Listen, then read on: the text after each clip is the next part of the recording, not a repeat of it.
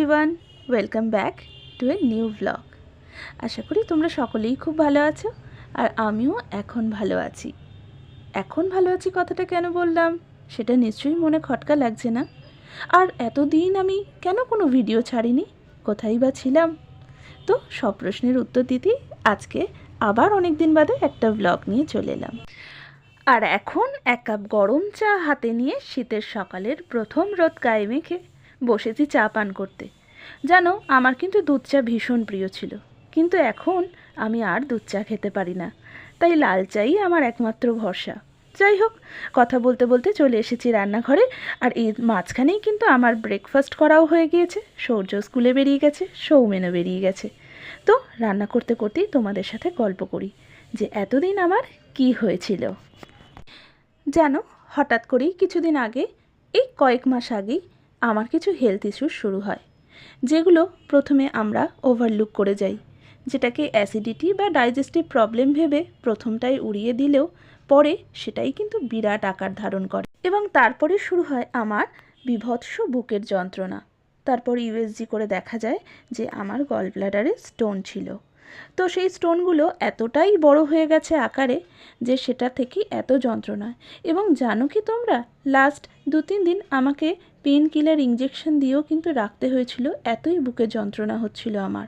তো ডক্টর বলে যে খুব তাড়াতাড়ি ওটাকে অপারেট করতে হবে, কেননা স্টোনের সাইজগুলো এতটাই বড় হয়ে গিয়েছিল যে সেটা কিন্তু যে কোনো মুহূর্তে বাস্ট করতো।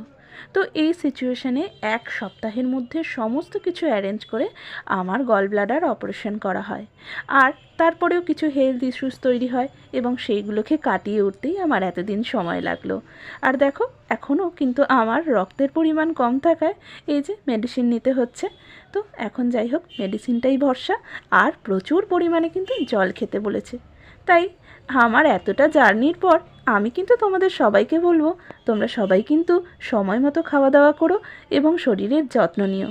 হয়তো আমার অযত্নের ফলেই আজকে আমার এই এতটা কষ্ট ভোগ করতে হয়েছে। তো যাই হোক, তোমাদের সাথে কথা বলতে বলতে দেখো আমার কিন্তু সমস্ত রান্নাই প্রায় কমপ্লিট হয়ে এলো। তো এবার কিচেন সেকশনটা ক্লিন করে নিই, তারপরে আবার কথা বলছি। আর আফটার অপারেশনও কিন্তু আমার যে সব খাবার হজম হচ্ছে তেমনটা কিন্তু নয়। আর মনে হয় এই সমস্যাটা নিয়েই আমাকে এখন চলতে হবে। সব মিলিয়ে এখন আমি ভালোই আছি, এমনি কোনো অসুবিধে না থাকলেও ওই একটু যে খাবারগুলো হজম হয় না বা যে খাবারগুলো খেলে আমার শরীরে কষ্ট হয় সেগুলো এখন আমি আর খাই না। জানো, এরকমভাবে এখন আমি আমার কত প্রিয় খাবারই আমার জীবন থেকে বাদ দিয়ে দিয়েছি, যেগুলো আমি আর একদমই খেতে পারি না। তবে হ্যাঁ, এখন কিন্তু আমি সময় মতো খাই, যেটা আগে আমি করতাম না। আর যে কারণেই এত কিছু, সময়ে ব্রেকফাস্ট করা আর সময়ে লাঞ্চ করা। তো সময় মতো আবার দেখো লাঞ্চটা নিয়েও বসে গেছি। আর আজকের আমাদের লাঞ্চ মেনুতে হয়েছিল ভাত, মসুর ডাল, প্লেন আলু ভাতে, আর বেগুন ভাজা আর মাছের ঝাল। আর খেয়ে দিয়েই সোজা চলে এসেছিলাম ছাদে আবারও রোদ পোয়াতে। জানো, শীতকালটা কিন্তু আমার বড্ড অপ্রিয়। অনেকে আমার সাথে অমত হলেও আমার কিন্তু সত্যি বলছি, শীতকালে একদম ভালো লাগে না। তবে শীতের এই মিষ্টির রোদটা কিন্তু আমার বড্ড প্রিয়। তাই ভাত খেয়ে উঠে কেমন যেন ঠান্ডা ঠান্ডা লাগছিল, তাই আবার চলে এলাম ছাদে আর এক রাউন্ড রোদ পোয়াতে। আর এই সমস্ত কাজগুলো কমপ্লিট করতে করতে সূর্য স্কুল থেকে আসারও সময় হয়ে যাবে। তারপরে ওকে খাওয়া দাওয়া করিয়ে একটু শুয়ে নেব। আর এখন আমার রেস্টটা ভীষণ জরুরি। তো যাই হোক, সব মিলিয়ে সবাই খুব ভালো থেকো, সুস্থ থেকো, নিজের যত্ন নিও। আর আজকের আমার ব্লগ এই পর্যন্তই। সকলে খুব ভালো থেকো। আর আমার ব্লগগুলো যদি ভালো লাগে অবশ্যই পাশে থেকো, সাবস্ক্রাইব করো।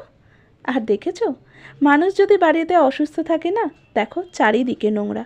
বেশ কয়েক মাস ওই ছোটো ছাদটায় না যাওয়ার ফলে ছাদটায় কত পাতা পুড়ে ছাদটা পুরো নোংরা হয়ে গিয়েছে। তো যাই হোক, চলি এবার, টাটা।